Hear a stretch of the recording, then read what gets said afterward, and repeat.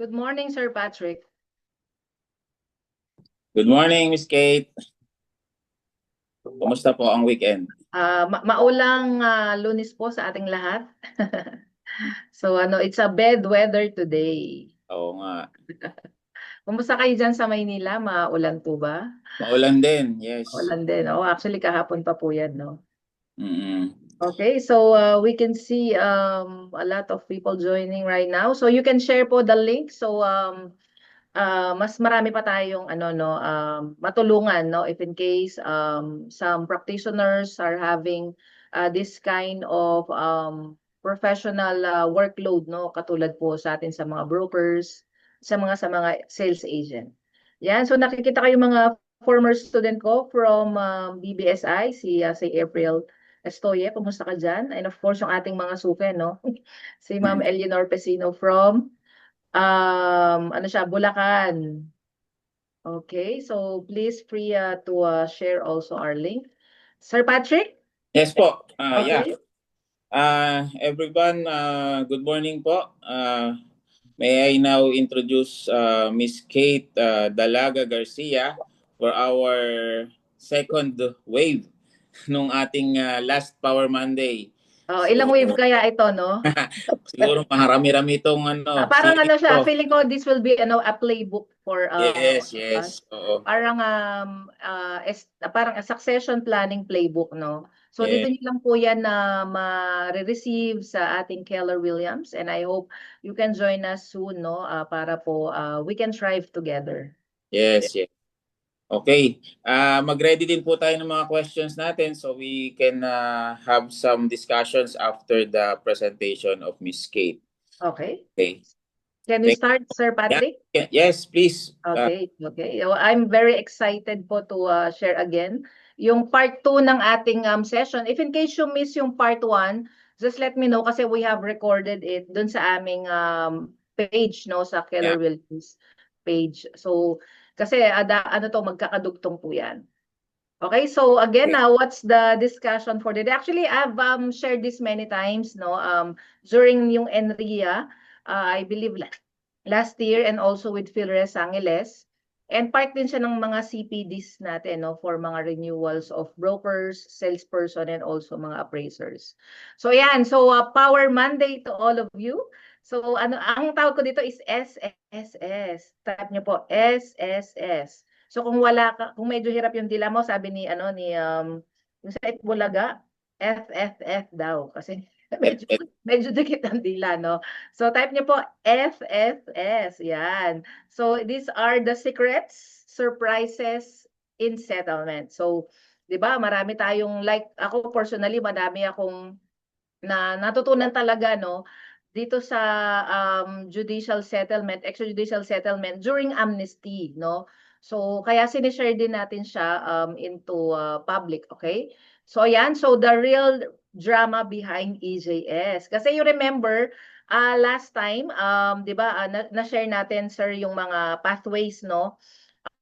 We have 6 pathways, no, yung session 1 natin in settling the succession planning sa ating mga client. And Mhm. of course, for now, ito yung pathway 1. Type nyo po 1, no? Ito yung first pathway.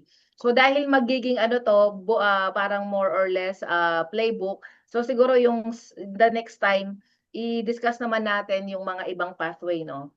So ayan, so if you're ready, please type letter R if you're ready. And again, ano lang po tayo, disclaimer, professional disclaimer. So our program here is intended solely for educational purposes kasi most of the time, yung mga sinishare natin are all real cases, no? So sa mga property documentation, and of course, yung mga succession planning natin sa client natin, and due diligence, and of course, most of the time, they are case-based learning, no? So the discussion of statutes, mga jurisprudence, mga legal instruments are presented only to improve our professional competence among real estate practitioners and do not constitute legal advice or establish an attorney-client relationship. So clear po tayo doon, no? So please type letter C if clear tayo doon. So we encourage all of you to consult a qualified legal, tax, and financial professionals before implementing estate planning strategies or executing legal documents. So yan, like on our part, we have in-house lawyers and of course mga accountants to help us decide, and we also bring it out sa mga client natin para hindi sila malito, kasi on the perspective that we have, we are all licensed practitioners or accredited practitioners, but at the end of the day, so it really boils down dun sa mga legal experts and taxation experts po natin. Okay, so ayan, excited ako sa magiging kwentuhan natin, no? So ayan po, so like yung first part, if you miss it, don't worry. So we will give you the link ng ating part 1, yung mana, lupa at pamana. So yan, so sinishare po namin ito not only here in the Philippines, even yung mga client natin overseas, no? Especially sila yung may kailangan nito dahil nga matagal na silang wala sa Pilipinas, so gusto na nilang ibenta yung mga property. Hindi naman natin sila pwedeng ibenta dahil hindi malinis ang titulo, hindi more or less sale ready, sabi nga natin, kasi hindi naman pwedeng bumili ang buyer sa patay. So we have to make sure if we are on the seller or buyer side, so alam natin yung kwento ng lupa, at the same time malinis, no? So para masarap yung tulog natin kahit umuulan. Ayan po, so again, I'm promoting my ano po, yung first book natin. So if you want to have a copy, just let me know. So ayan po, so going back dun sa ating first session, Sir Patrick, 'di ba? So ito yung na-share ko, no?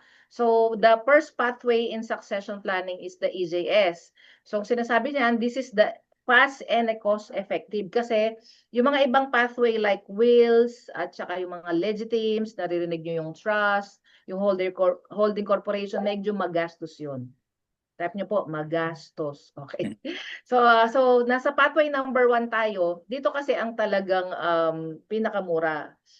Fast and cost effective, kasi you don't need a court to intervene, no? You don't need probate court to intervene. So you don't need to register sa SEC. Hindi mo rin kailangan muna ng bangko if we're talking about the trust. So dito talaga out of court settlement. Kaya siya extrajudicial settlement. And later on, meron po akong tipid tip sa inyo if in case meron kayong mga inaayos na ganito para hindi po magastusan yung mga clients natin, no? So I'll be sharing with you sample of deed of extrajudicial settlement with general renunciation. So meron na bang nakagamit nun? Type nyo nga po letter G if nagamit nyo na yung general renunciation na yan. So tingnan nga natin, Sir Patrick, kung may nakagamit na. Kasi usually ang ginagamit natin EJS with waiver, no? So Yeah. yun. So again, under civil code, ano po yan, it's allowed, no? And also, alam din yan ng mga taga-BIR and also the RD. Yun. So yan si Miss Venice D. Hello. So nagamit na daw ni Miss Venice. Di ba mas matipid siya? So yun, isi-share Yeah. natin yan sa dulo. And if you would like to get a copy of that, so I'll also you have the privilege to getting it for free as well. So yan, so Sir Patrick, biblically ang pamana-mana or mga inheritance po nasa Biblia po yan, no? So under Proverbs verse 13, chapter 13 verse 22, a good person leaves an inheritance to their children's children, di ba? So nasa Biblia po yan, dapat daw pag mabuti daw tayong tao, dapat iniiwan natin ng maayos doon sa mga generational or yung legacy na tinatawag natin, no? So syempre, paano mo maiiwan kung problemado din sila, no? So again, we have to make sure bago po tayo mawala sa mundong ibabaw na i-transfer natin ng maayos at naibili nating maayos sa ating mga anak or mga generations or yung legacy na naipundar natin habang nabubuhay tayo dito. So again, it's not just about property, it's about generational impact, no? So again, ano po yung ating anong importante po dito sa ating sharing natin sa ngayon? So again, building a legacy that lasts beyond you. We also preserve what you own and protect what you love. Honor the rights of heirs and ensures fairness and harmony. Comply with the legal and tax requirements. Leave more than property. Leave purpose and values. Di ba? Actually, yun ang importante, no? Kahit wala na tayo sa mundong ito or yung mga kliyente natin, no, wala na yung mga lolo nila, no, yung kung kanino rin naman, at least natutuwa yung mga kaluluwa nila na nagmamahalan at hindi nag-aaway yung mga tagapagmana. Again, turns today's decision into tomorrow's blessing. Okay, so yung mga question nyo po, mamaya natin i-entertain. Sabi ni Jonalyn, pwede bang maghiwalay ang document? Hindi po, dapat magkasama yan. Kambal yan, parang mag-asawa. Mag-asawa.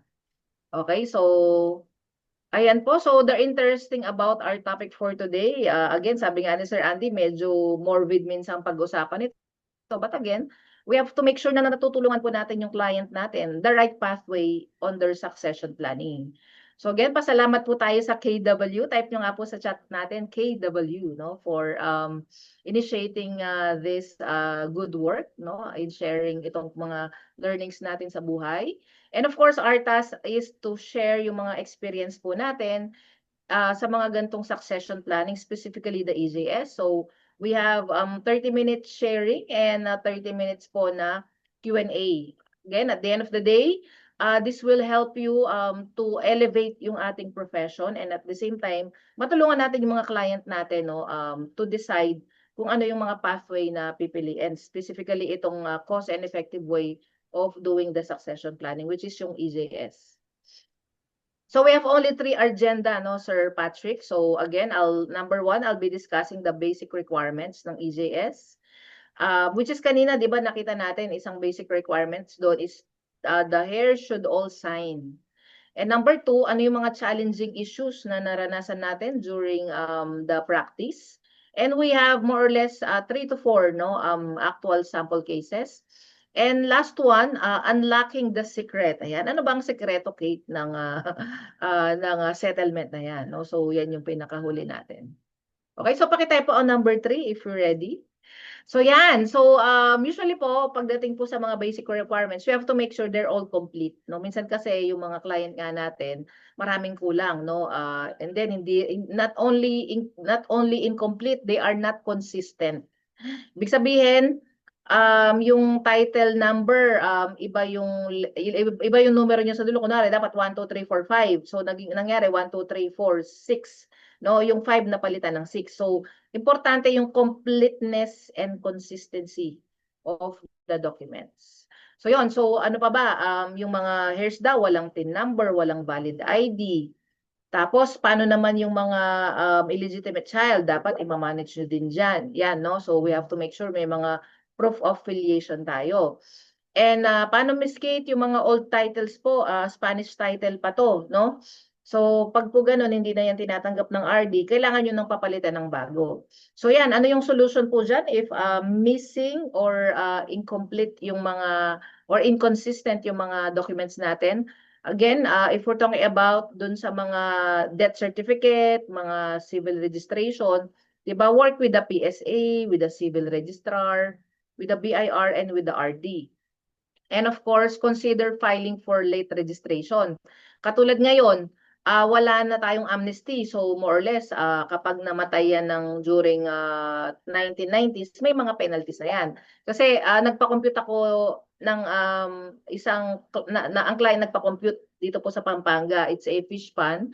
So, ang babayaran lang dapat nila kung nakahabol ng amnesty, siguro mga 30,000 lang. Alam mo, dahil nga hindi nila nahabol, umabot ng mga kulang-kulang mahigit 1 milyon, Sir Patrick. So, ganun yung difference if hindi mo na-avail yung amnesty. Okay? So, clear po ba tayo doon? Din sa ating dapat complete and consistent yung mga documents natin. So next, usually ito din po yung mga basic challenges din natin as a practitioner. You have to make sure hindi po nag-aaway-away yung mga heirs po, no? So yung may mga family conflict, no? So again, may iba kasi that Kate, pwede bang yung first family pwedeng mag-sign sa EJS tapos yung isa hindi? So may ganyan akong case, client natin taga-shuttle po siya, no? So first family, second family, no? Yung isang family, yung first family gustong ibenta, yung namang pangalawa ayaw daw, gustong i-retain. Pwede ba 'yon? Actually pwede naman, no? So magkakaroon sila ng deed of partition. Again, nararanasan po natin 'yan, no? So please type letter R if you can relate with this scenario, no? So again, ano yung mga sharing ratios? Ayan, diyan na natin kailangan yung mga accountant. No, so pwede mo ba siyang, Kate, namatay na kasi yung isa kong kapatid eh, pwede bang hindi na natin siya ilagay? Actually, be careful on that kasi may nangyari po ganyan din dun sa isang kaibigan ko na nag-aayos ng EJS, di in-exclude nila yung patay. Tapos nung binigay yung PSA, sir, yung ang tao doon, yung nag-report doon sa may ano doon I forgot the term no doon sa death certificate. Yung nag-report na patay na siya, it's nakalagay son. So na-trace ng BIR 'yon. Okay, so 'yon. So again, we have to make sure ano tayo, dapat precise calculation. No? So iiwasan po natin 'yan kasi ulit-ulit depende rin sa mga dokumento ang chine-check mo. So again, evil is into the detail. So yan, so we have to make sure ano yan, klaro po yan sa mga client natin. At saka titignan mo, no, dapat consistent yung kwento, dokumento at saka tao, 'di ba? Laging ganun po ang trabaho natin as professional practitioners. So presence of illegitimate or unrecognized heirs. One heir may hold possession and refuse to cooperate, stailing the process. 'Di ba? Marami talagang ganyan, no? Hindi natutuloy. Kaya minsan yung mga kliyente ko hindi makausad. Tas tayo din nade-delay din yung ano natin, yung workload natin. Hindi lang 'yon, nade-delay din yung benta kasi nga hindi nga cooperative. So is one rule or one basic need po ng EJ is dapat all heirs must sign and dapat collaborative at coordinated po sila. Hindi pwedeng may kumukontrang isa. So again, this is ano all or nothing. Parang sa book 2 ko po ng A to Z, my book 2, yung letter A ko doon it's all or nothing. Kasi pag kunwari consolidated siya na property na binebenta mo sa isang developer, so isang heir po ang hindi mag-sign or isang owner ang hindi pumayag, yung kung 10 sila, yung siyam laglag. So again, it's all or nothing. Ano siya, transaction, no?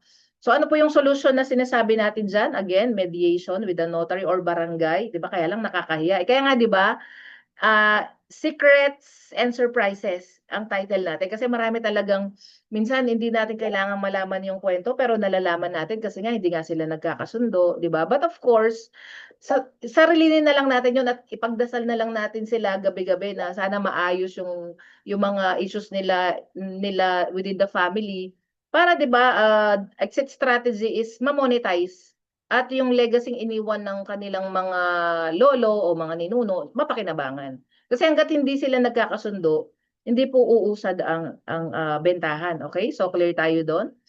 So, paki-type nga po letter F. So, 'di ba tayo nagiging ano tayo minsan, referee.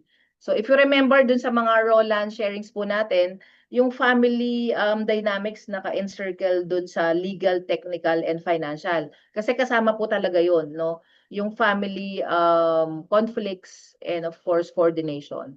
'Di ba dapat ano in harmony sila. So, yun yung sekreto dun.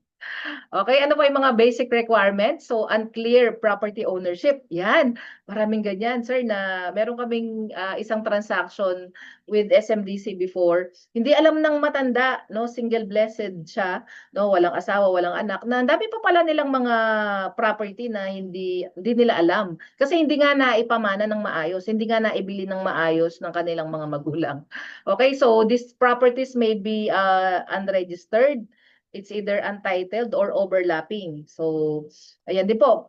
May recent din ako na ano na tinulungan from Laguna. President ng Pareb Santa Rosa si Ma'am Franz Gonzales. I know baka nandito siya. So ang naging challenge naman namin doon, Sir Patrick, nung pina-check namin, hindi titled yung property. Sabi ko pa-check muna natin sa LRA. So lumabas last week na yung property na inaayos namin overlapping dun siya sa NCIP na property. So, 'di ba? Ang trabaho nun. So, 'yun, again, it's unclear, no? So, kahit may tax deck siya, i-check mo pa rin if walang overlapping with other properties dun sa area, dun sa community kung saan man nakalocate yung property. And some were acquired under informal arrangement or still under ancestral names. Yun nga, nasa ninuno mo pa, no? So, kung magta-trace back ka, so pwede ka palang may part doon. So may isa rin kaming ganyang issue during the SMDC transaction, no? Nagrereklamo yung isang mayor sa akin. Sabi niya, Ma'am Kate, dapat marami pa kaming makukuha na shares dun nga sa lote na binili ni SMDC. Kaya lang hindi nga formal yung yung transfer of ownership. So instead na makadagdag sa property regime nila ng 10 dahil napabayaan because nga unclear, no, hindi rin klaro sa kanila kasi nga hindi na ipasa. So napunta sa iba, no? So alam mo naman pag mga magagandang lugar, minsan yung mga kamag-anak na may masamang budhi, so nagiging interesado sa property, so ginagawa ng magic yan. So pag mga ganun, syempre, ano yung remedy, no, as for us. So syempre kung ano lang yung alam natin, doon lang tayo um, dapat mag-advise, no. Syempre pag wala ka na doon at hindi mo alam ang kwento, so hanggang doon ka na lang dapat. Okay? So ano po yung solution if in case unclear po yung mga property ownership? Syempre, you conduct the due diligence, do the trace back of ownership, or minsan mas may malalim dito yung tinatawag natin, Sir Patrick, na title investigation, no? So, and kung may kailangan i-correct sa mga technical description, so again, you have to coordinate properly with the PENRO, DNR, and LRA to correct that, no? So actually dito po sa unclear ownership, meron din akong isang client na tinutulungan ngayon. Ano naman siya, kung narinig ko yung mga decree, no, galing sa court, no. Kaya lang kahit yung tax deed ay nakapangalan na dun sa tatay niya, ite-trace mo pa rin yung decree kung paano napunta sa tatay niya. So kahit binabayaran nila ng amilyar, tas may nakatira ngayon doon na parang illegal settlers, hindi nila mapaalis kasi ang challenge sa kanila nung illegal settlers is magbigay kayo ng katunayan na yung titulo ay sa inyo. Eh, kung Pampanga kasi yan, Sir Patrick, minsan nabaha na, kunwari mag-request ka sa court, wala rin silang maibigay kasi nasunog, nabaha, di ba? Wala kang choice. So again, it's really unclear, no? Yun yung mga minsan parang sabi nga ni Sir Andy, parang minumulto din, no? Kasi nga galing siya sa ghost, no? So, feeling talaga natin may mga minumulto tayo ng mga dokumento na yan. So again, at the end of the day, Kate, may solution ba doon? Yes, may mga ano po, may mga interesting solution tayo diyan. Sabi nga nung yung mga enlightenment natin in the past, no, kapag meron po akong mga ganyang scenario na talagang gusto kong matulungan yung mga kliyente, apat lang na sikreto ang ginagawa ko, Sir Patrick, no? Dapat focus, you have the intensity, tapos the obsession to solve that kasi minsan parang nagiging feasibility natin yon, and of course the prayer. So darating talaga ang time pag pinagdadasal mo yan, gigising ka na lang, may bumubulong sa'yo, tinuturuan ka ng Holy Spirit na, Kate, ito yung gawin mo, or gagamit siya ng ibang tao, yung mga sign na, oo nga, no, parang, Kate, may ganyan kaming case. Ito yung ginawa ng kliyente. So yun. So, nasosolve naman yung problema. No? So yun po yung magandang part doon. Okay, so next. Ito, marami pong multiple descendants without prior EJS. So when both parents or multiple family members died over time without EJS, so again, yun nga, generational na, multiple layers of state must be settled in sequence. So example, grandfather died, hindi na settle. Tapos now settling the father's state. But the title still in the grandfather's name. Anak ko, maraming ganyan, no? Yung client ko nga po nakwento sa inyo sa New Jersey naman sila, they have properties here in Masantol, nakapangalan pa talaga doon sa pinaka-ingkong, no, yung sa kanilang mamay, no, sa pinaka grandfather, no. So grandfather parang ganon. So pag mga ganyan, ano po yung solution natin, no? So do a family tree or do a chain of succession and settle its estate one by one. Talagang para kang gumagawa ng relya ng bangus diyan, Sir Andy. Inihimay mo, no? Inihimay mo yung yung mga tinik, yan, ganun ang EJS, no? So to make sure na lahat po is nabigyan ng kanilang kanya-kanya nilang karapatan. Okay? So yan, so ano pa yung mga basic requirements kasi under train law, meron po tayong 2 years to comply. Before train law kasi it's only a year, no? Kunwari, namatay siya ng year 2000, so 26 years na 'yon. Ako, ang dami mo ng penalty diyan. Okay? So yan, so may cut-off po tayo. So for debts cut-off, urgently file a state amnesty before June 14. Okay? So yan, so we have to make sure po yung mga deadlines. Minsan din, issue din, Kate, wala kaming pambayad. Don't worry with the train law, pwede mo siyang bayaran ng within 2 years na installment, no? Yung mga properties. Kunwari, Kate, binebenta namin 'to, pwede ba ang buyer na lang ang gagastos tas neto na lang kami? Pwede naman po 'yun. You have to remember lang yung principle of COC, no? Yung consent, object, and consideration. Basta pumayag, may consent naman si buyer, why not, no? So, marami pong gumagawa nun, no? Net of net na sila. Kaya lang, mura ang presyo. Yun lang ang challenge. Kapag hindi natin naayos ng malinis ang mga titulo, siyempre, babaratin yan. Pero kung maayos, you can ask for a higher price. Okay? So, thank you, Miss Aliana, yung aking inaanak na ikakasal na sa August 14. So, pumapalakpak siya. Okay.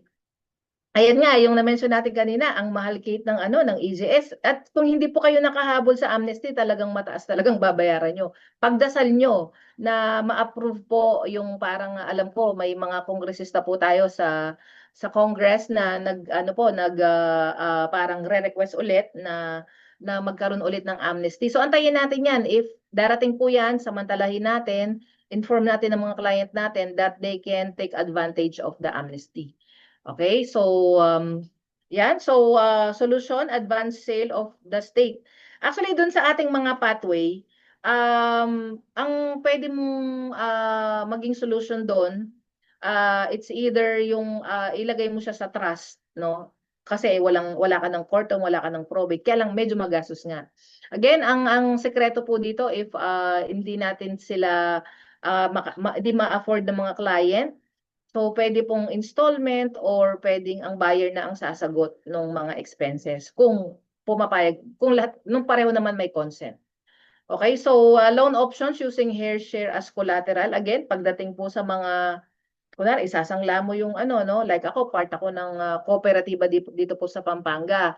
Hindi kami tumatanggap ng titulo na galing din po sa patay. So, dapat lahat ng mga tagapagmana pipirma pa rin doon. So, again, installment payment request with the BIR like what I mentioned kanina. Okay, so kulit po ba tayo doon sa ating taxes, no? So pagdating naman po sa pagko-compute, ako po I really rely on the BIR, yung mga kaibigan natin sa loob, no? So mahirap kasi minsan, kunwari Kate, sa tingin mo magkano kaya ang babayaran namin?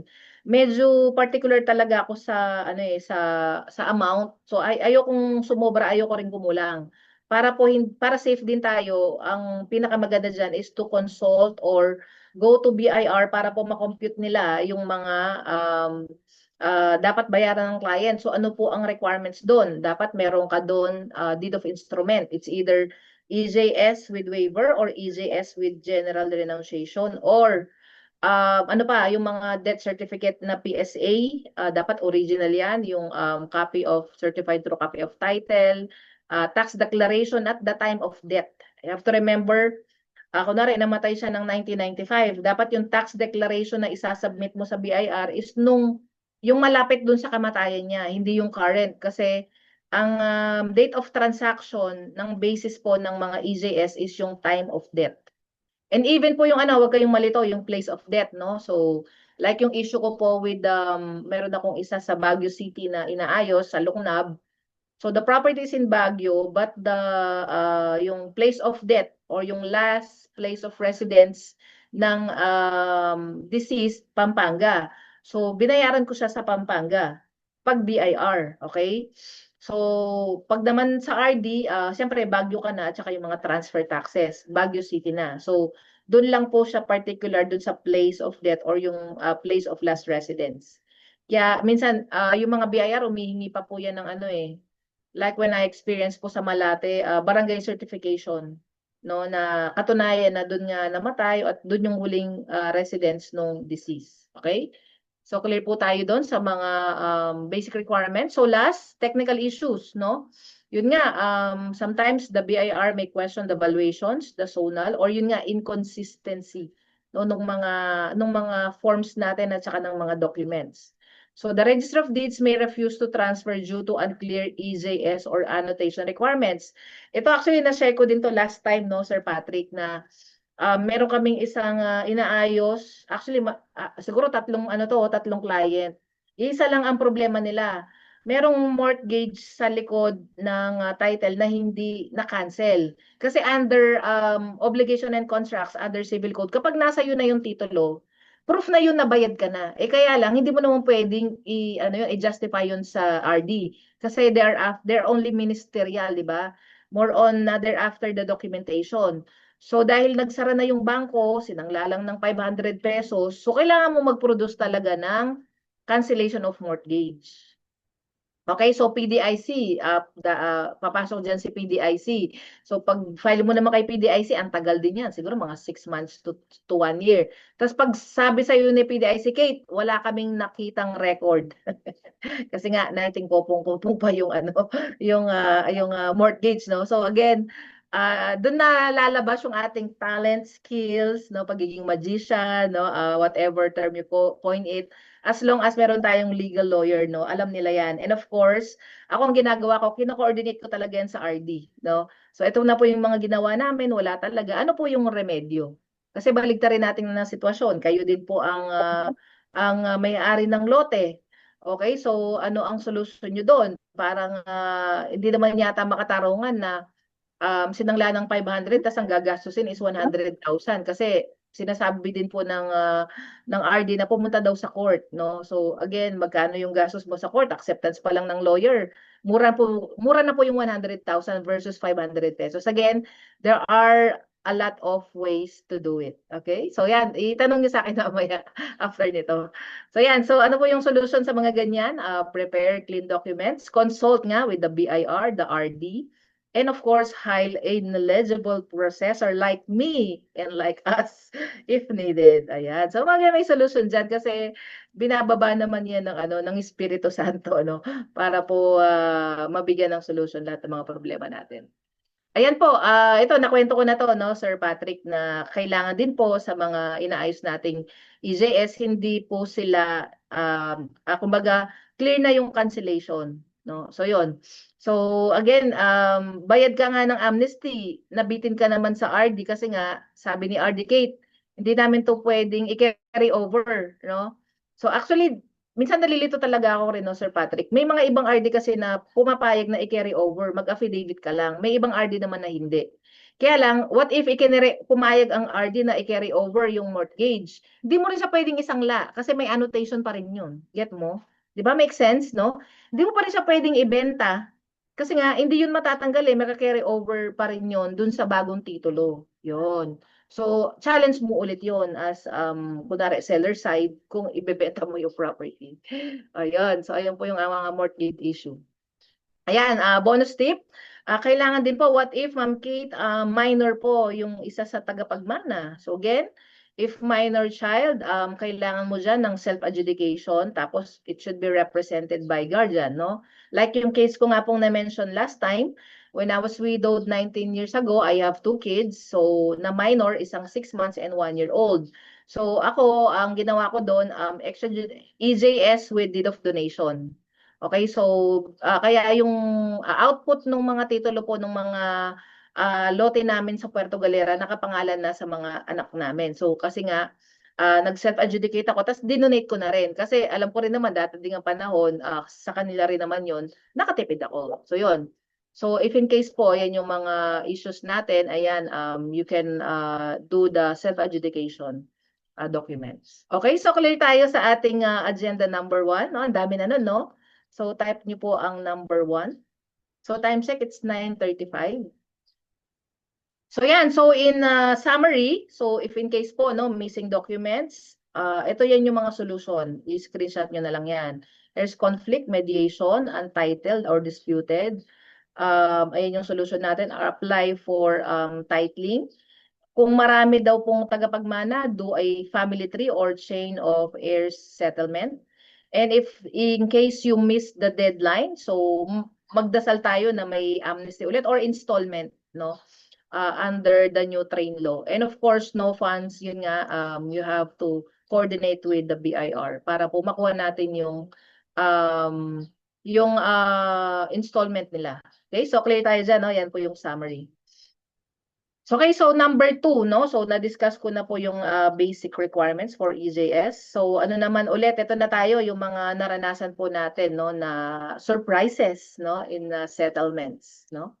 So yan, meron po tayong scenario dito, no? So first scenario, tin of estate executed in another region. Meron akong isang ganyang case ulit, no?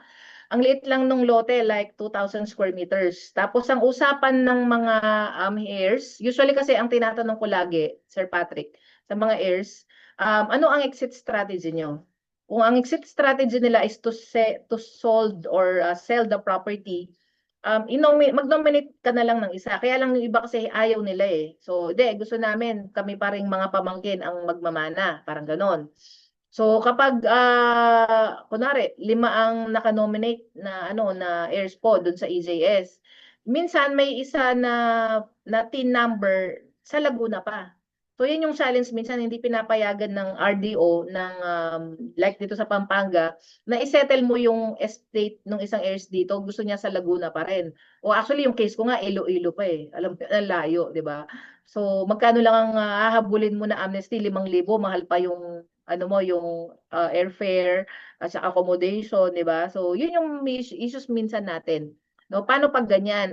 Ako nakikiusap po ako dito sa Pampanga, baka pwedeng i-accommodate na kasi instead nga na pumunta pa kami ng Iloilo, which is mas magastos. Again, pwede niyo po ulit yung pakiusapan, no?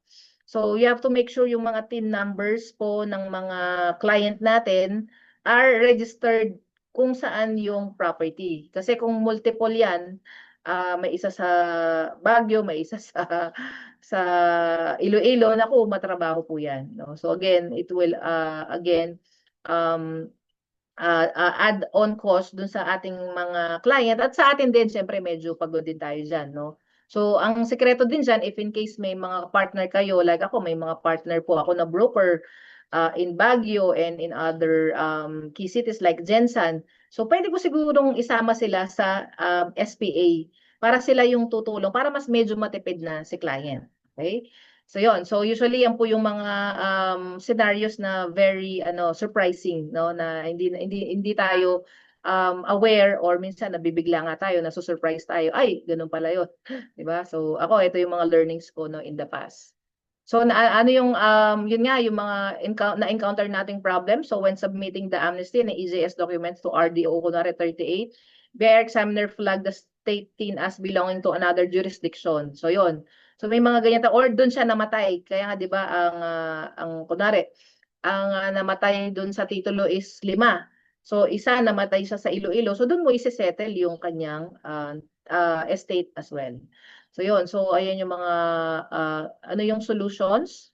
So request a transfer of TIN. Dito medyo matagal din 'yan or mag-antay ka daw ng BIR update or it's either pumunta ka nga doon or ito nga again delayed po doon sa trabaho natin, no.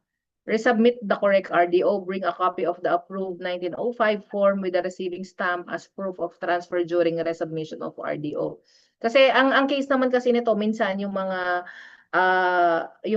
nasa titulo, yun nga, nag-locate na nga sa ibang lugar, no? So, kaya yung ating scenario dito, multiple yung kanilang RDOs. Ayan. Okay, so, tin of estate executed in another region. Okay? So, ano yung pro tip po sa atin? Always verify the residence RDO of the decedent using their old ITR, COR, and past BIR billings. And when applying for an estate TIN, use, of course, may mga online forms tayo or manual forms, which is yung 1904 to ensure it's registered in the same RDO as the decedent. Yun nga, what if nga multiple sila? Again, this is the challenging and surprising issues. Okay, so clear po ba tayo doon sa multiple region? So type MR, if clear tayo. So next scenario, ayan. This is with registered business. Ito yung naikwento ko din last time, no, Sir Patrick, no? So si Mr. Pedro Santos, registered PUJ transport, may jeep siya nung unang panahon, no? So namatay siya nung 2021. His BIR record shows active. Meron pa siyang active certificate of registration with business line. So lumalabas po yan sa TIN number ng mga client natin. So he has no pending income tax filings but still active yung kanyang TIN and business permit. So his family intends to file EJS, kaya lang hindi ka din makaproceed kung hindi ka kukuha ng LTFRB clearance. Again, hindi natin alam yan, nakala lang natin, di ba, BIR ka lang, RD, no? So yun. So ayan yung second scenario natin. So ano po yung na-encounter nating problem? When Hair submitted the estate amnesty documents, the BIR examiner noted that the TIN of the decedent is still active as a business taxpayer and requires a business closure, no, accepting the estate tax return, kasi hindi mo rin makukuha yung e-car kung hindi mo rin ito na-clear, no? So ano yung pong naging solution natin? So nag-indicate tayo ng letter request, no? For the cancellation of the business kasi nga namatay na nga yung taxpayer. And isasubmit mo yan sa RDO, tapos magpa-file ka ng mga death certificate, that the certificate then from the LTFRB na wala silang pending case, yan, i-clear mo pa yan sa LTFRB. And minsan hiningan tayo ng barangay clearance at saka mayor certification of non-operation. If in case maliban po sa jeep, no, ibang business naman ang kanyang inaayos or ang kanyang ginawa nung buhay pa siya. So inventory po ng mga resibo na rin na hindi nagamit, isusurrender mo rin 'yon. Again, medyo matrabaho, no, kapag may negosyo. So again, pati po yung mga accountants dapat kino-coordinate natin diyan, no? We have to surrender yung mga books na accounting books na tinatawag. So at the end of the day, we need to secure tax clearance and certificate if required by RDO to proceed when estate processing. Okay, so clear tayo diyan, no? Type letter B po, no? If clear tayo, kapag may mga negosyo po, yung mga namatay nating mga client, again, i-clear natin yan. Kasi whether we like it or not, the unique, parang unique key na meron po lahat ng tao sa Pilipinas is yung TIN number. Magre-reflect po yan. Okay? So may TIN number nung buhay at may TIN number pag namatay na yung estate TIN. Okay? So that's for the case number 2. So important note, again, without proper closure of the deceased business, the TIN remains active and the BIR system may block or delay the estate settlement due to outstanding business status even if there are no tax liabilities.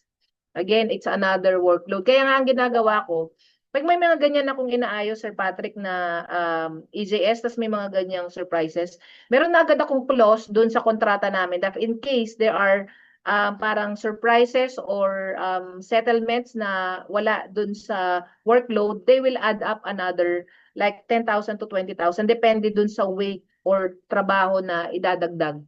Na para hindi rin naman tayo lugi kasi LTFRB, pabalik-balik ka rin dyan eh. That's another mobilization as well. So ano yung pong best practice natin for us and for the heirs? So check if the deceased was a registered business taxpayer. So ilagay nyo na ito dun sa inyong yung sa inyong checklist, no? If yes, initiate business closure and process the BIR form 105 before filing the estate tax return. And of course, this applies to mga PUJ, sari-sari stores, yung mga consultancy, rental income, and other sole proprietors business. Okay? So clear po tayo doon, no, sa mga may mga business. Okay, so last few scenarios. Ito naman, Ma'am Kate, marami po akong client na nasa abroad. Tapos wala na pong naiwan na na wala na pong naiwan na hindi naibili ng maayos ang EJS, no? So may naiwang lote na residential tsaka agricultural. So may 3 anak siya. Si Maria, Jose, and Ana, and his only heirs. Si Maria at saka si Jose nasa Canada, tapos si Ana daw nasa Laguna. So again, balik po tayo dun sa premise na sinabi ko sa inyo kanina. You have to ask the exit strategy of the seller or the client or the heirs, no? Ibebenta ba yan or ikikip sa family? Kasi kung ikikip, magdideduct partition. Pero kung ibebenta, I would suggest mag-nominate na lang ng isa na nasa Pilipinas at may bank account sa Pilipinas. At saka syempre, someone that they can trust, no? Kasi bakit? Kasi lalabas ang pera diyan, no? Kunwari magbabayaran, diyan naman papasok si AMLAC, no? So dapat kung walang bangko, ngayon kahit pera natin, mag-withdraw ka lang, 'di ba? Daming tinatanong. So 'yun, para po safe din tayo, 'yun yung sikreto doon, no? So if there are residing abroad, ang usual need naman natin diyan is yung mga consularized or apostilled na documents. Tapos doon sa apostilled documents na 'yon, SPA 'yon nakalagay specifically that they have the power to settle the estate of the deceased parents, tas naka-nominate yung mga title number. So kung wala pong ganung wordings ang inyong ating EJS documents or apostille documents, hindi rin po 'yan tatanggapin ng BIR saka ng RD. So very particular din sila doon sa mga wordings ng meron tayo. Kaya i-guide natin sila ng maayos, okay? Kasi pag kulang, again, uulit. Magkano ang pa-apostille sa abang bansa? Ang mahal. Para mga $300 po, basic. Hindi lang yon. Yung pagpapatalad sa Pilipinas, ang tagal din. Usually, mga 1 month to 3 months po yan. So, di ba, it will create delay. At saka, syempre, yung reputation din natin, no? Kahit ba't di mo sinabi agad, syempre, abala. Di syempre, mura ang aabutin mo doon sa client. Okay?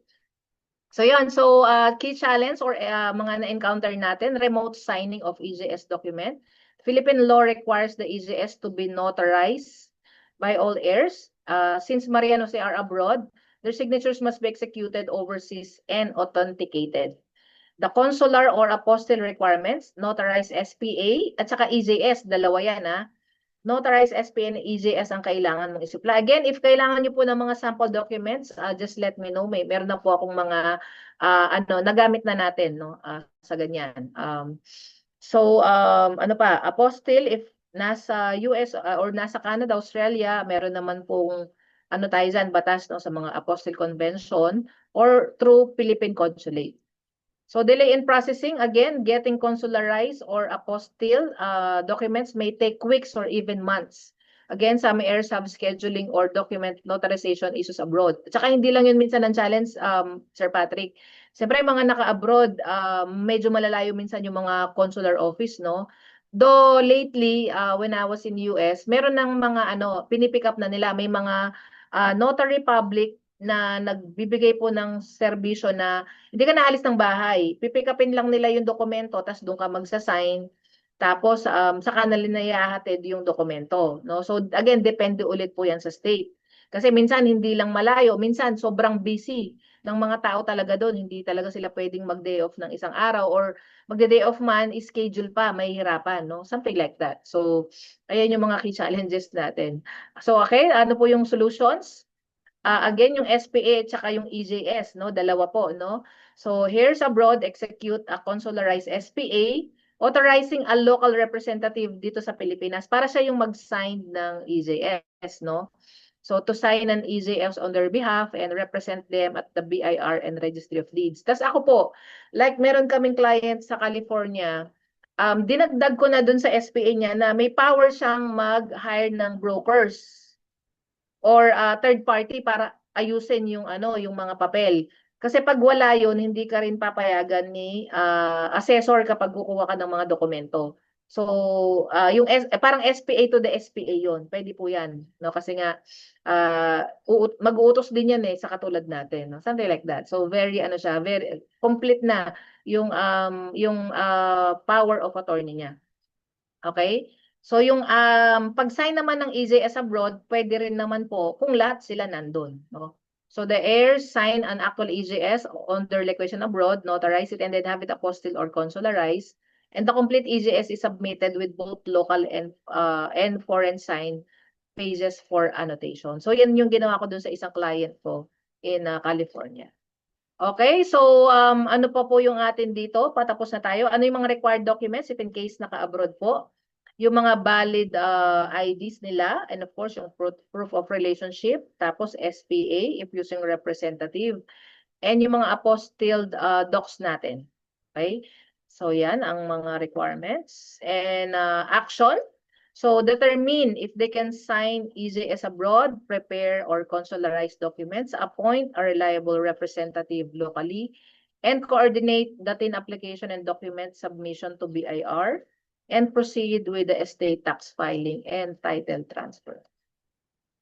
So yan, so meron naman akong naranasan ito, huling-huli lang din ito, no, sir.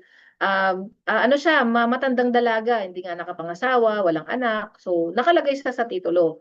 Kasi kapag po ganon, under the law, pag may mga ganyan kayong na-encounter, automatically ang magmamana po niyan kung patay na yung magulang, it's yung mga kapatid. Tapos kung patay yung mga kapatid, mga pamangkin, 'di ba? Ang dami. So kahit po meron siyang kahit meron siyang ibinigay na actually may sulat pa 'to eh, parang meron siyang waiver. Ang nilagay niya kasi na waiver sa lahat ng magkakapatid. Eh ang usapan lang dun sa isang lote is ibinigay niya na dun sa dalawang pamangkin niya.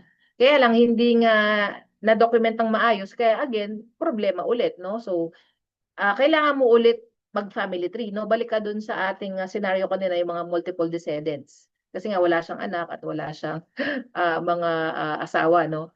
So again, hindi ka rin na, kahit may ikar na yung, ang kwento kasi nito, tatlo silang nasa title. Siya, tapos yung isang kapatid, at saka yung isa pang kapatid, no? So, yung dalawa, dahil patay na silang tatlo, may ikar na. So, nabibitin kami tuloy kay single blessedness. Kasi nga, kailangan niya ring isettle ulit. Hindi mo naman pwedeng magicin din yon, no? So, lahat ulit ng mga pamangkin, mag-sharing. Ang pinag-uusapang share lang, Sir Patrick, it's more or less 2,600. Alam mo yon. So, ganun ka kaliit lang, pero ang trabaho malaki 'yon. Baka may mga senaryo kayong ganyan, no? Mga single blessedness na tao na patay na. Okay, so last ano na po tayo, yung secret, no? Ano ba, Miss Kate, ang ano natin diyan?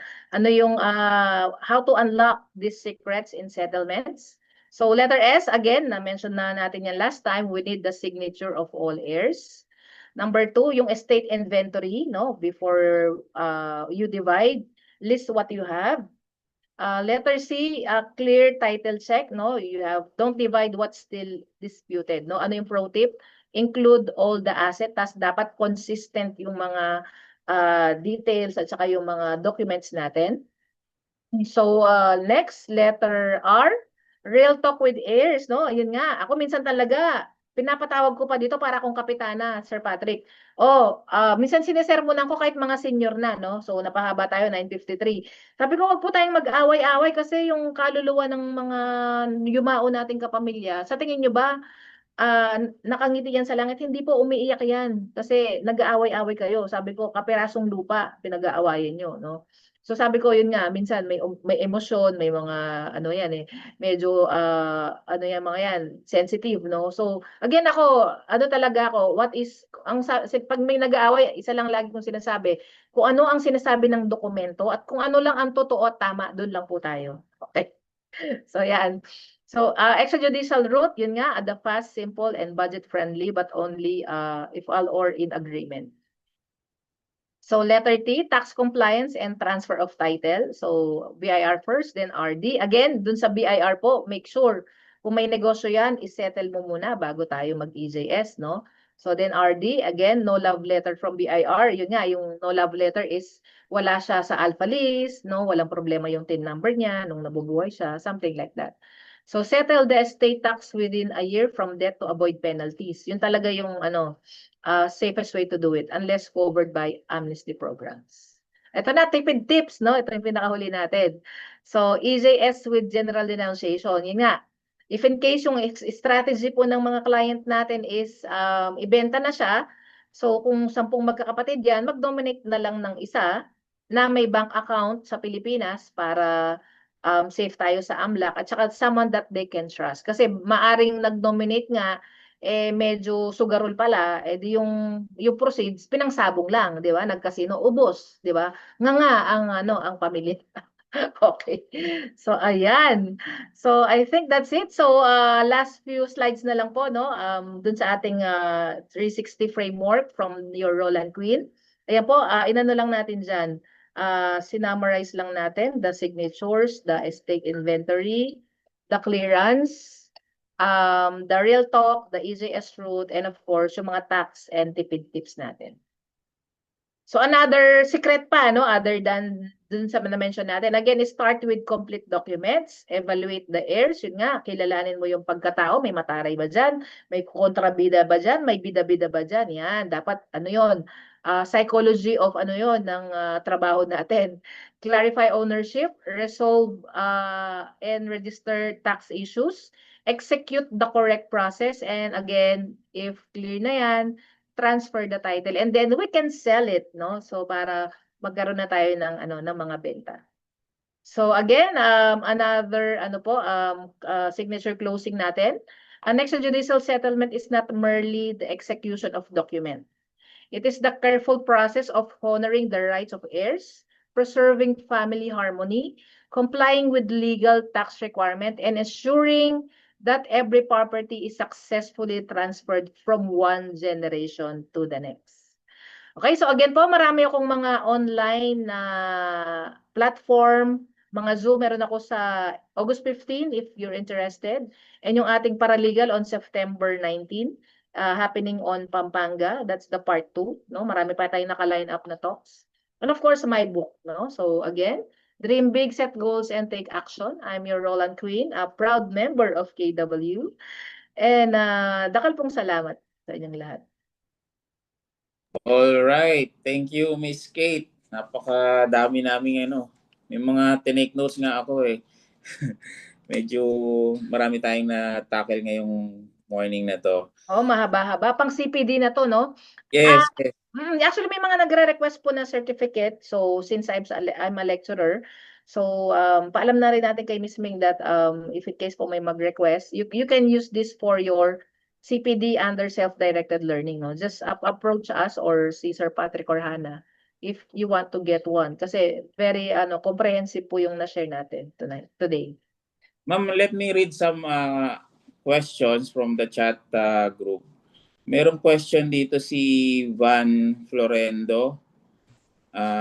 Miss Kate, if a property is so small and then EJS expenses, cost plus the stress and the headache is too high versus the property value selling price, what if all the heirs said, wag nang ayusin, parang syempre babalik daw sa government yun, di ba? Parang may mga consequences daw ba yun in doing that way na ile-let go na? Again, kaya nga tinatanong ko lagi, what are your exit strategies? Importante yun eh. Kung ibebenta nyo, magandang linisin nyo, whatever the value. Pero kung ikikip nyo, titirahan nyo, again, pagka siguro may sinwerte, nanalo ng loto, sa kayo anyusin. Ganun talaga again, wala pong shortcut, no? So again, balik tayo dun sa tanong ko, what are your exit strategies? If you want to keep it with you, i-retain nyo sa sarili nyo, eh di nakalagay siya, heirs of Juan de la Cruz, parang ganon. So Okay. sabihan nyo si assessor, no. Tsaka dapat binabayaran pa rin niya ng amilyar. Yeah, pa din in short. Para hindi makuha ng government. Regardless. Ang concern kasi niya, kukunin ba siya ng government, hindi ko naayos. Hindi po. Basta binabayaran nyo ng amilyar at tsaka iniingatan nyo yung inyong lupa.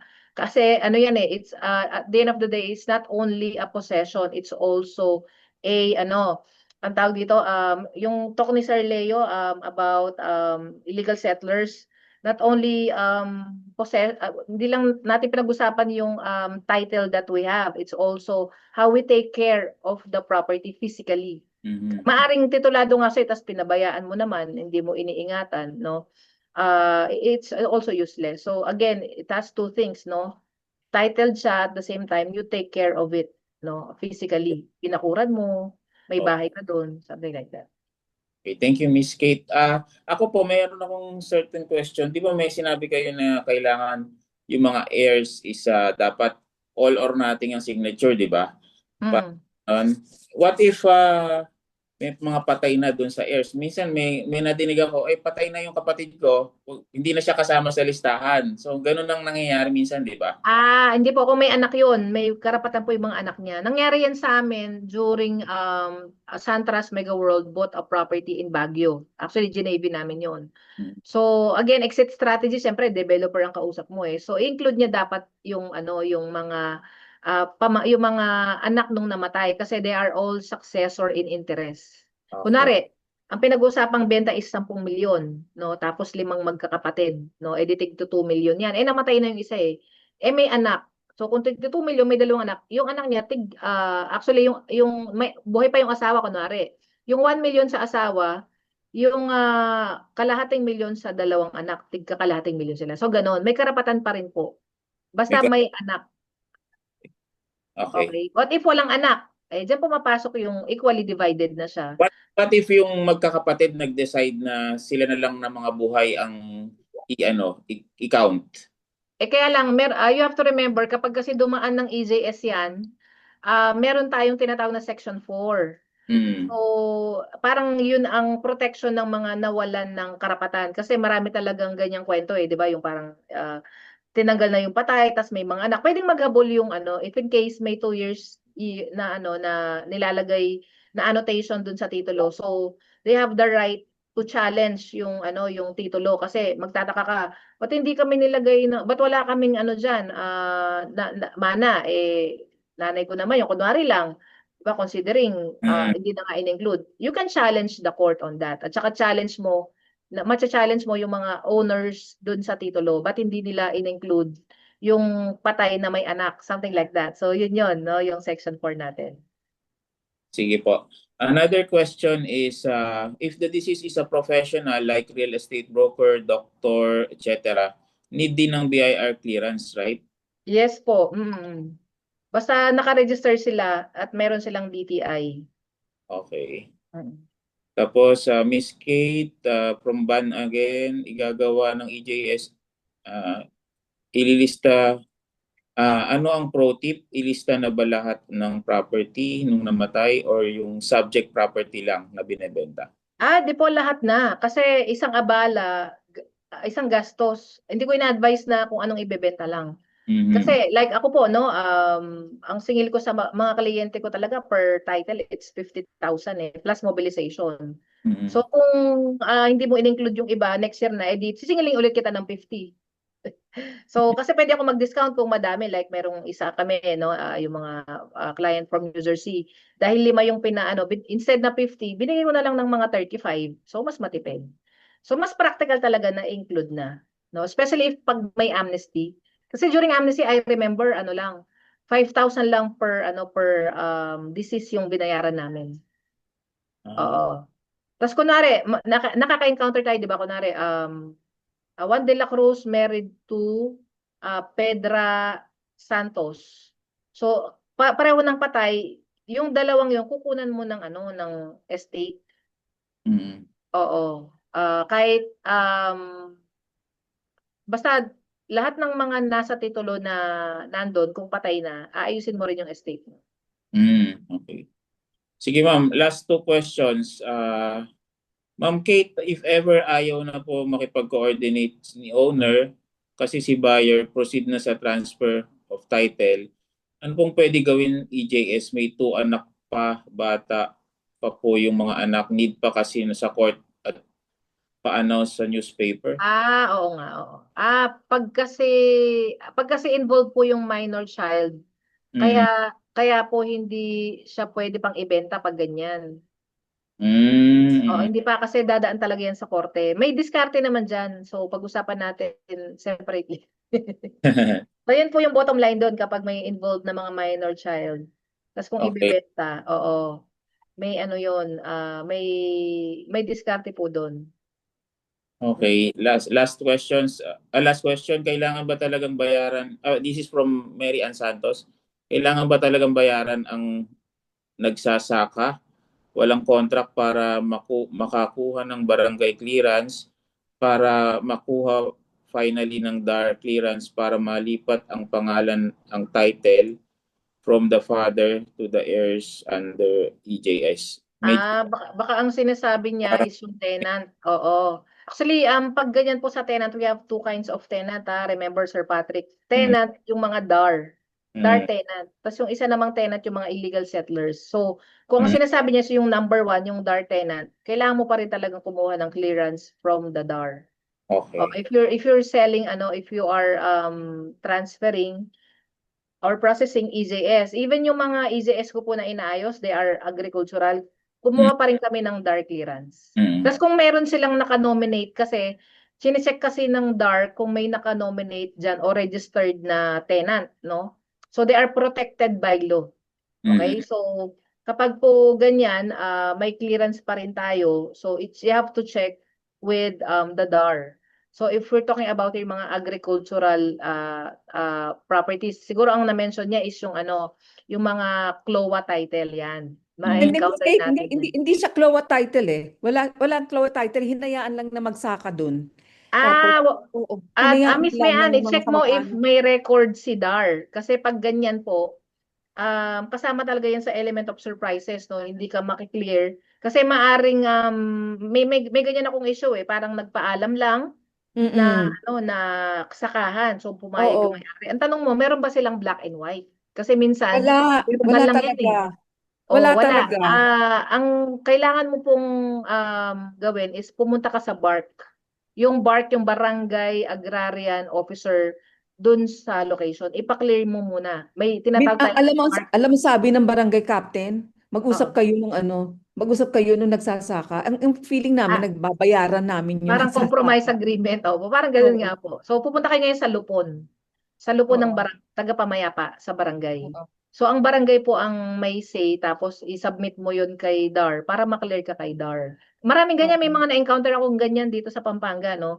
So hindi Oo. din sila registered sa DAR tapos nabalitaan ng ng tenant na binebenta yung property. Siyempre gusto rin nilang magkaroon ng share kasi nga tinitilt nila 'yon. Hindi kahit hindi sila registered doon, ang best solution diyan is compromise agreement. Oo, Compromise compromise agreement. agreement na lang po. Oo, oo, oo, oo. Pero kung hindi nagkaintindi, pupunta sa lupon. Opo, usually, yung barangay muna, barangay level lang po yan eh. So, ang Oo, barangay oo. kasi may dalawa kang option. The BARC, Mm, yung barangay mm, officer nung sa ganyan, mga agrarian, no? Tapos pangalawa, mm. yung barangay Lupon. So, you have to Okay. settle and compromise para maklear ka Okay. dun sa tenant. Ah, Okay. Thank Yeah. you, Miss Kate. Opo, welcome, Miss Mia. Miss Marian, thank you po for your Thank question. you. Miss Kate, may na-miss pala ako isang question from Eleanor Pesino. If a Oo. property in QC with an EJS or SA was sold to a buyer with a business in Taguig, which was not a property closed at BIR RDO Taguig, will there be a problem in the transfer? Should, Yes, oo. yeah, Basta EJS ang pinag-usapan natin, no, sis? yes. Hangga't hindi mo ma-clear yung business niya, Oo. hindi mo rin makukuha yung clearance. Kasi ano yan eh, system kasi yan eh. May iba-block niya yun eh. So, Okay. 'di ba dahil ngayon computerized na tayo, no? Hangga't hindi yan naki-clear, parang naka-inactive yung ano niya, yung pinaka-button niya doon. So hangga't ma-clear mo yun, may ma-submit ka na clearance Mm. sa business niya or sa Alpha List, saka pa lang ma-unlock yung yung system for the release ng e-car. Mm. Okay. Hello? Hello, Yeah. Kate. Oo. Hi. Yeah. Yes, thank you. Kate, ito kasi, itong question ko is, ang may problema sa business closure, yung buyer.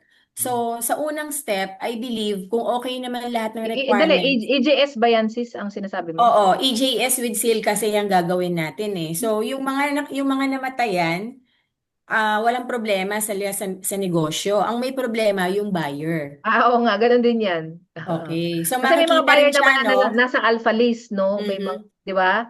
Mhm. So, i-clear mo ulit yan, sis. Oo. Okay, Para, kahit magkaiba ng RDO. oo, i-settle mo pa rin kung saan siyang RDO naka-register. Kasi And maraming ganyan eh, yung mga, Mhm. di ba, nabalitaan natin recently yung mga negosyante na nasa alpha list ng BIR, may mga Mhm. utang or hindi nagbabayad ng tama. So kahit Mhm. buyer natin sila, kapag may binibili, apektado yung transaction natin doon. Oo. Mhm. Yan. Thank Thank you, you. Sis Eleanor. Thank you, Miss Eleanor, for your Thank question. you, Sir Patrick. Yes, yes, Sir, Miss. we still have time. Actually, last few lang no, sharing. Sige po. So, pin-prepare ko dito yung yung general renunciation. Pakita ko lang po sa kanila Mm. para if in case kailangan nila to, I can share it. So, ito yung ginamit ko na EJS with general renunciation other than waiver. So, kung makikita mo yung content niya, kunwari ito yung mga deceased parents, tas ito yung magkakapatid, no? Mga dummy names lang naman 'yan. Tapos, they are compulsory heirs. So, dapat kompleto dyan. Yung mga anak na magmamana, nakalagay yung mga married name ng mga asawa, no? So, tapos, kung mapapansin mo, ito yung difference niya. Sa general renunciation, dito sa part na to na naka-red, ayan. So, hindi, kasi ang kwento nito, pinangalan na lang sa isang heirs, which is si Florentino. Kunwari, no, dito mo siya pinangalan sa number 6. So, Mm. ma-observe nyo, ang wordings niya, dito po, hindi naka-mention yung name ni Florentino. So, ang nakalagay lang dyan, generally renounce and quit claim all rights over in favor of Arco Hair. Tapos hindi rin naka-mention yung name niya, 'di ba? Napansin mo. So wala si number 6 dito. So yun, kaya silent siya. So hindi pwedeng i-compute ni BIR na may donation kasi kung waiver to, automatically estate, donor stock at saka DST. So yan, ganyan lang yung content niya. Ito lang ang may special. Meron siyang general renunciation part. Yan. So other than this, yung RD po, ito na experience ko din to, humihingi ulit siya ng affidavit of confirmation. Okay, na parang affidavit of acceptance specifically ang inihingi ni, pakita ko ulit sa inyo, na tinatanggap ni Florentino yung renunciation ng mga magkakapatid. So again, supporting documents mo naman to sa RD para paglabas ng titulo kay na nakapangalan, kay Florentino na. Kasi ang exit strategy namin dito is to sell the properties. So, kung isa lang ang signatory, mas madali siyang ibenta kasi isa lang yung kausap mo, di ba? Hindi yung buong barangay kasi hindi available. Kunwari magsa-signing, hindi available isa, naka-abroad, okay, nasa ibang lugar. Alam yun. So, yun. So, that's the lessons that we learned so far, no, dun sa EJS with General Denunciation. Okay. Sige. Benji, send ko na lang sa'yo, no? Yung kung gusto May ko, Pero mag-request sa mga documents, send ko na lang po sa inyo personally. sige po. Thank you po sa lahat ng nagpunta dito ngayon sa ating Power Monday. Hopefully, we try to, as Keller Williams family, we try to organize this event every Monday as much as possible. Pagka we can get some speakers. Hopefully, sa dami ng nagiging questions, mukhang may third wave na naman tong... Oo nga, pwede. Ang gusto kong i-explore sa third wave yung trust. Sige, Yung trust sige. agreement, pwede. Then, we can, siguro we can talk about it. Oo. Kaya lang wag mo nang Monday kasi may tripping kami next week nila Rockstar. In, Oo. Sige. Sige. Anyway, thank you everyone. Miss Hannah, meron Thank you. Yeah, yung mga nagre-request po ng mga documents, just message me. Bigay ko po lahat sa inyo. Kasi baka mawala dito sa chat box eh. No. Yung number ko, it's 0917-519-9384. At yan na rin yung GCash ko, no, Catherine G. Yan. Kaya so yung aking libro po, yun, nandito po yung mga content ng iba, EJS. Yeah. Okay, so thank you so much, Keller Williams and Sir Thank you. Patrick. Kate, thank you. God bless. Thank you, Kate. Thank you. Thank you, Patrick. Thank you so much, Ma'am Kate and Sir Pat.